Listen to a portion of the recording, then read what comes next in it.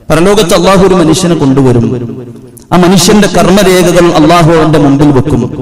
99 കർമ്മരേഖകൾ. ഓരോ രേഖകളും കണ്ണെത്താ ദൂരത്തോളം വിശാലമാണ്. ഒരു കർമ്മരേഖ കണ്ണെത്താ ദൂരത്തോളം വിശാലമാണ്. അങ്ങനെ 99 കർമ്മരേഖകളുണ്ട്. അവൻ ചെയ്ത തെറ്റുകളാണ്. അല്ലാഹു സുബ്ഹാനഹു വ തആല മനുഷ്യനോട് ചോദിക്കും, ഇതൊക്കെ നീ ചെയ്തതല്ലേ? അയാൾ പറയും, നഅം യാ റബ്ബ്, റബ്ബേ ഞാൻ ചെയ്തതാണ്.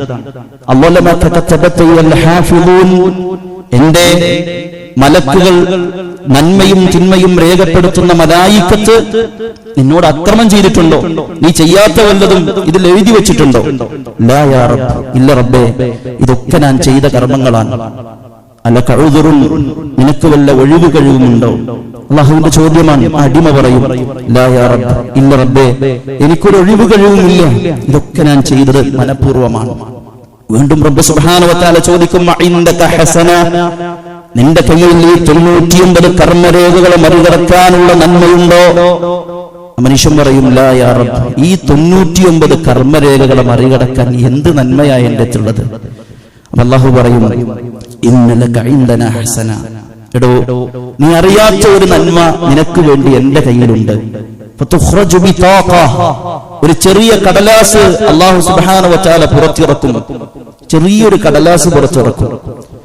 അപ്പോൾ ആ മനുഷ്യൻ പറയും, റബ്ബേ മാ ഹാദിഹിൽ ബിതാഖ മാ ഹാദിഹി സിജില്ലാത്ത്, ഒരു രേഖ തന്നെ കണ്ണെത്താ ദൂരത്തോളം വിശാലമായി കിടക്കുന്ന ഈ 99 കർമ്മരേഖകളുടെ കൂടെ ചെറിയ കടലാസ് എന്താവാനാ റബ്ബേ? അപ്പൊ മനുഷ്യനോട് അള്ളാഹു പറയും, നീ മീസാനിലേക്കൊന്ന് നോക്ക്. അങ്ങനെ അല്ലാഹു സുബ്ഹാനഹു വ തആല ആ ചെറിയ കടലാസിനെ ഒരു വശത്തും അവന്റെ 99 കർമ്മരേഖകൾ മറ്റൊരു വശത്തും വെക്കും. ഈ ചെറിയ കടലാസിനാണ് കനം തൂങ്ങുക. എന്താണ് പ്രിയപ്പെട്ടവർ ആ കടലാസിന്റെ പ്രത്യേകത?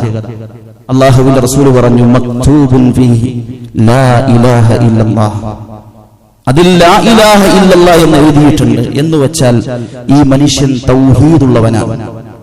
ഇയാൾക്ക് തൗഹീദിൽ പഴച്ചിട്ടില്ല, അയാളുടെ ആദർശത്തിൽ അയാൾക്ക് പിഴവ് പറ്റിയിട്ടില്ല. ജീവിതത്തിന്റെ ഓരോ രംഗങ്ങളിലൂടെ താണ്ടി മറികടന്നു പോയപ്പോൾ ഒരുപാട് തെറ്റുകൾ അവന്റെ ജീവിതത്തിൽ പേറിക്കൊണ്ട് അവൻ കടന്നു മുന്നോട്ട് പോയി. പക്ഷേ ശിർക്കിന്റെ ഒരു അംശം പോലും ജീവിതത്തിൽ വന്നില്ല. അതുകൊണ്ട് തന്നെ അവൻ വിജയിച്ചു. സഹോദരങ്ങളെ, ലാ ഇലാഹ ഇല്ലല്ലാഹ് എന്ന ആദർശമാണ് നമ്മുടെ മീസാനിനെ വല്ലാതെ കനം തൂക്കും. നമ്മളൊന്ന് ചിന്തിക്കൂ, നമ്മുടെ ജീവിതത്തിൽ അങ്ങനെ കനം തൂങ്ങാൻ മാത്രം ഒരു തൗഹീദ് നമുക്കുണ്ടോ? പ്രതിസന്ധിയും പ്രശ്നങ്ങളും വരുമ്പോ അല്ലാത്തൊരു ആളിലേക്ക് നമ്മൾ പോകുന്നുണ്ടോ? മനസ്സുകൊണ്ടെങ്കിലും ഒരൽപ്പം ഒന്നവിടെ പോയി നോക്കാമായിരുന്നു എന്ന് നമുക്ക് തോന്നുന്നുണ്ടോ? അതുണ്ടാവാൻ പാടില്ല. ഏത് പ്രതിസന്ധി ഉണ്ടെങ്കിലും എന്ത് പ്രശ്നങ്ങളുണ്ടെങ്കിലും ആദർശത്തിൽ അടിയുറച്ചു നിൽക്കുക എന്നതാണ് നമുക്ക് വേണ്ടത്. ലാ ഇലാഹ ഇല്ലല്ലാഹ് എന്ന കനം തൂങ്ങുന്ന ഒരു ആദർശം നമുക്ക് വേണം. ഇതാണ് റസൂലുള്ളാഹി സ്വല്ലല്ലാഹു അലൈഹി വസല്ലം പഠിപ്പിച്ച മീസാനിൽ കനം തൂങ്ങുന്ന ഏറ്റവും വലിയ നന്മ. അതുകൊണ്ട് ശിർക്കിനെ നന്നായി ഭയക്കുക, ശിർക്കിലേക്ക് ഒരൽപ്പം പോലും പോവാതിരിക്കുക. അല്ലാഹു തൗഫീഖ് ചെയ്യട്ടെ. സഹോദരങ്ങളെ, രണ്ടാമത്തെ കാര്യം നബി സല്ലല്ലാഹു അലൈഹി വസല്ലം പറഞ്ഞു, കലിമത്താൻ, 2 വാക്കുകളാണ്. അപ്പൊ നിങ്ങൾ 2 വാക്ക് പറഞ്ഞു പോയിക്കോ എന്ന് പറഞ്ഞാൽ നമ്മൾ അതൊരു നിസ്സാരമായിട്ട് കാണണം. ആ 2 വാക്കല്ലേ സംസാരിക്കാം അല്ലെ? ഒരു സദസ്സിൽ വന്നിട്ട് നിങ്ങൾ പറഞ്ഞു 2 വാക്ക് പറഞ്ഞ, അപ്പൊ നമ്മൾ അതിനെ നിസ്സാരമായി കാണാം. 2 വാക്കല്ലേ, അത് പറഞ്ഞിട്ട് പോവാ. റസൂൽ അങ്ങനെയാണ് ഒരു മുഖദ്ദിമ തരാൻ, ഒരു ആമുഖം തരാൻ, നമ്മുടെ മനസ്സിനെ അതിലേക്ക് ക്ഷണിക്കാൻ. കലിമത്താൻ, 2 വാക്കുകൾ, ഖഫീഫത്താനി അലൽ ലിസാൻ, നിങ്ങളുടെ നാവിനത് വളരെ എളുപ്പമുള്ളതാണ്, ഒരു പ്രയാസമില്ല, പറയാൻ കെട്ടിക്കൊടുക്കുന്നില്ല, ഇടങ്ങേറില്ല. സഖീലത്താനി ഫിൽ മീസാൻ, എന്നാൽ മീസാനിൽ കനം തൂങ്ങുന്നതുമാണ്. നമ്മുടെ മീസാനിൽ കനം തൂങ്ങും, എന്നാൽ നാവിൽ വളരെ എളുപ്പം, പറയാൻ വളരെ സുന്ദരം. ഹബീബത്താനി ഇലർ റഹ്മാൻ, പരമകാരുണ്യകന് ഏറ്റവും പ്രിയപ്പെട്ടത്. സുബ്ഹാനല്ലാഹി വബിഹംദിഹി സുബ്ഹാനല്ലാഹിൽ അദീം. നമുക്ക് എല്ലാവർക്കും അറിയാം, നമ്മളൊക്കെ ചെല്ലുന്നത് തന്നെയാണ്, സംശയമില്ല. പക്ഷെ നമ്മൾ ഒന്നുകൂടെ എന്ത് ചെയ്യുക, അറിഞ്ഞുകൊണ്ട് പടച്ചോനെ ഞാനത് ചെല്ലുമ്പോ ഇന്ന് മരിച്ച് നാളെ കണ്ണു തുറക്കുന്ന ലോകത്ത് എന്റെ നന്മയും തിന്മയും ഇങ്ങനെ തൂക്കുമ്പോ അല്ലെ,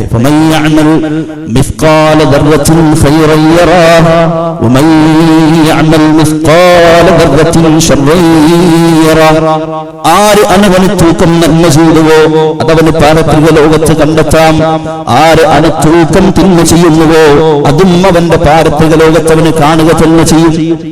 ആ ഒരു ബോധ്യത്തിൽ സുബ്ഹാനല്ലാഹി വബിഹംദിഹി സുബ്ഹാനല്ലാഹിൽ അലീം എന്ന് നമ്മൾ ശീലമാക്കുക പ്രിയപ്പെട്ടവരെ. മൂന്നാമത്തെ കാര്യം, അല്ലാഹുവിന്റെ റസൂലുള്ളാഹി സ്വല്ലല്ലാഹു അലൈഹി വസല്ലമ ഒരിക്കൽ സുബഹ് നിസ്കാരം കഴിഞ്ഞ് വീട്ടിൽ നിന്ന് ഇറങ്ങാണ്. അപ്പൊ റസൂലിന്റെ പ്രിയപ്പെട്ട ഭാര്യ ജുവൈരിയ റളിയല്ലാഹു അൻഹ സുബഹ് നിസ്കാരം കഴിഞ്ഞ് മുസല്ലയിൽ ഇരിക്കുന്നുണ്ട്.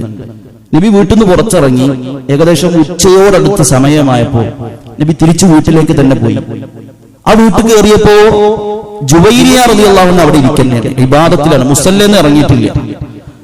നബി സല്ലല്ലാഹു അലൈഹി വസല്ലം പറയാണ്, നീ ഇത്രയും സമയം മുസല്ലയിൽ തന്നെയാണോ, ഈ ഇബാദത്തിൽ തന്നെയാണോ? അതേ റസൂലേ. റസൂല് പറഞ്ഞു, എങ്കിൽ പ്രിയപ്പെട്ടവളെ നീ അറിയണം, ഞാൻ ഇവിടുന്ന് പുറത്തിറങ്ങിയിട്ട് ഒരു വാക്ക് ചൊല്ലി, ഒരു വാക്ക്, ഒരു ചെറിയ വാചകം ഉച്ചരിച്ചു. ആ വാചകമുണ്ടല്ലോ, നീ ഇത്രയും സമയം ഇബാദത്ത് ചെയ്തത് കൂട്ടിയാൽ അതിനേക്കാൾ തൂക്കമുണ്ടാവുന്ന, സുബ്ഹാനല്ലാഹ്, മണിക്കൂറുകൾ ഇബാദത്ത് ചെയ്തതിന്റെ, സുബഹി നിസ്കാരം കഴിഞ്ഞ് ഏകദേശം ഉച്ചയോടടുത്താണ് റസൂൽ വീട്ടിൽ കയറുന്നത്. അത്രയധികം സമയം ഇബാദത്ത് ചെയ്തതിന്റെ പ്രതിഫലം ഈ ദിക്ർ കൊണ്ട് കിട്ടുമെന്നാണ് നബി സല്ലല്ലാഹു അലൈഹി വസല്ലം പറഞ്ഞത്. സുബ്ഹാനല്ലാഹി വബിഹംദിഹി അദദ ഖൽഖിഹി വറിളാ നഫ്സിഹി വസിനത അർശിഹി വമിദാദ കലിമാതിഹി. ഇത് നമുക്കറിയാം, ഇതൊന്നും പുതിയ ദിക്റുകളല്ല, നമ്മൾ ചെല്ലുന്നുണ്ടാവും. രാവിലെയും വൈകുന്നേരവും ഒക്കെയുള്ള ദിക്റുകളിൽ ഇതുണ്ട്, നമ്മൾ ചെല്ലുന്നുണ്ട്. പക്ഷെ എന്തറിയാം, നമ്മൾ മനസ്സ് കൊടുത്ത് ചെല്ലുക. ചെല്ലാത്തവരെന്ത് ചെയ്യാം, ഇതിന്റെ ശ്രേഷ്ഠത അറിയാത്തതുകൊണ്ടായിരിക്കും ചെല്ലാത്തത്.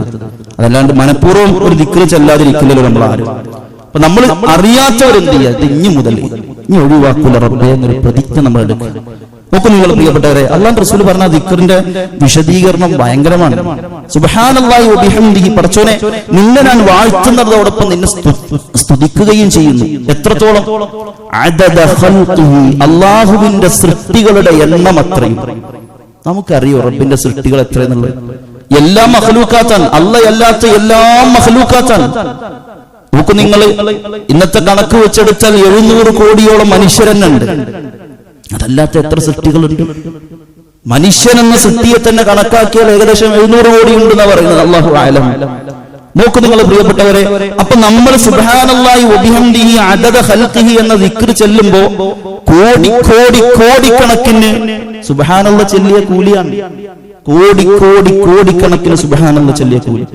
പിന്നെയോ വറിളാ നഫ്സിഹി, അല്ലാഹുവിന്റെ തൃപ്തി കിട്ടുന്നത്രയും, അള്ളാന്റെ തൃപ്തി കിട്ടുന്ന അത്ര റബ്ബേ നിന്നെ ഞാനിതാ വാഴ്ത്തുന്നു. അല്ലെ, അള്ളാന്റെ തൃപ്തി വേടലാണ് പ്രിയപ്പെട്ടവരെ വലുത്. നാളെ സ്വർഗത്തിലെ ഏറ്റവും ടോപ്പ് അനുഗ്രഹം അള്ളാന്റെ തൃപ്തി കിട്ടലാണ്. അവസാനം അള്ളാഹ് തരുന്ന നിഅമത്ത് സ്വർഗത്തിൽ റബ്ബിന്റെ തൃപ്തി കിട്ടലാണ്. നോക്കൂ നിങ്ങൾ, ആ അള്ളാഹുവിന്റെ തൃപ്തി കിട്ടുവോളം റബ്ബേ ഞാനിതാ നിന്നെ വാഴ്ത്തുന്നു, നിന്നെ സ്തുതിക്കുന്നു. പിന്നെയോ വസിനത അർശിഹി, അല്ലാഹുവിന്റെ അർശിന്റെ തൂക്കം അത്രയും. ലോകത്തെ ഏറ്റവും വലിയ സൃഷ്ടി അർശാണ്. നമ്മളിൽ നിന്ന് ഏറ്റവും ദൂരെയുള്ള സൃഷ്ടി അർശാണ്. അള്ളാഹ്ക്ക് ഏറ്റവും അടുത്തുള്ള സൃഷ്ടി അർശാണ്. ആ അർശിന്റെ കുർസിയിൽ അഥവാ അള്ളാഹുവിന്റെ പാദം വെക്കുന്ന ഭാഗത്ത് മസ്സമാവാതു സബ്ഉ വൽ അർളീന സബ്ഉ ഇല്ലാ കഹൽഖതിൻ മുൽഖാതിൻ ഫീ അർളി ഫലാത്തിൻ. നബി സല്ലല്ലാഹു അലൈഹി വസല്ലം പറയാൻ, അഥവാ അള്ളാഹുവിന്റെ കുർസിയിൽ പാദം വെക്കുന്ന സ്ഥലത്ത് 7 ആകാശവും 7 ഭൂമിയും കൊണ്ടുപോയി വെച്ചാൽ മോതിരവളയത്തിന്റെ വലിപ്പം ഉണ്ടാവുള്ളൂ. മരുഭൂമിയിൽ കിടക്കുന്ന മോതിരവളയത്തിന്റെ വലിപ്പം ഉണ്ടാവുള്ളൂ. അപ്പൊ കുർസിന്റെ വലിപ്പം എത്ര? ഇനി കുർസി എടുത്ത് അള്ളാഹുവിന്റെ അർശിൽ വെച്ചാലോ നേരെ ഇതുപോലെ മരുഭൂമിയിൽ ഒരു മോതിരവളയം കിടക്കുന്ന വലിപ്പമാണ് കുർസിക്കുള്ളൂ. അപ്പൊ അർശ് എത്ര വലുതാ! സുബ്ഹാനല്ലാഹ്, അർശ് എത്ര വലുതാണ്! ആ അർശിന്റെ അത്ര സുബ്ഹാനല്ലാഹ് ചൊല്ലിയ കൂലി ഈ ദിക്ർ കൊണ്ട് നമുക്ക് കിട്ടാൻ. വമിദാദ കലിമാതിഹി, അല്ലാഹുവിന്റെ വചനങ്ങളുടെ ആധിക്യം അത്രയും ഞാനിതാ റബ്ബേ നിന്നെ സ്തുതിക്കുന്നു, വാഴ്ത്തുന്നു. അല്ലാഹുവിന്റെ വചനങ്ങൾ എത്ര നമുക്ക് കണക്കാക്കാൻ പറ്റില്ല. വിശുദ്ധ ഖുർആനിൽ പറഞ്ഞില്ലേ, കടലിലെ മുഴുവൻ വെള്ളം മഷിയും ലോകത്തെ മുഴുവൻ മരങ്ങളും പേനയുമാക്കി അള്ളാന്റെ കലിമത്ത് എഴുതിയാൻ ഇരുന്നാൽ കഴിയില്ല എന്നുള്ളതാണ്. അപ്പൊ എത്ര ഉണ്ട് അള്ളാഹുവിന്റെ കലിമത്ത്? ഈ ദിക്റിന്റെ മഹത്വം എത്ര വലുതാണ്. അതുകൊണ്ട് സുഹൃത്തുക്കളെ നമ്മൾ ശീലമാക്കുക. അതേപോലെ തന്നെ നാലാമത്തെ ഒരു കാര്യം നബി സല്ലല്ലാഹു അലൈഹി വസല്ലം പറയാണ്, നമ്മളൊക്കെ ഒന്ന് ചെറുതായി ശ്രദ്ധിച്ചാൽ എല്ലാവർക്കും കിട്ടും, ഒരു സംശയവുമില്ല. നിസ്കാര ശേഷമുള്ള ദിക്ർ, ഉറങ്ങാൻ കിടക്കുമ്പോൾ ദിക്ർ. എന്താ പറയുന്നത് അറിയോ? റസൂലുള്ളാഹി സ്വല്ലല്ലാഹു അലൈഹി വസല്ലം പറയാൻ, ഖസ്ലതാൻ, രണ്ട് കാര്യങ്ങൾ, ഔ ഖല്ലതാൻ, രണ്ട് കാര്യങ്ങൾ, ലാ യുഹാഫിദു അലൈഹിമാ അബ്ദുൻ മുസ്ലിമുൻ ഇല്ലാ ദഖലൽ ജന്നah.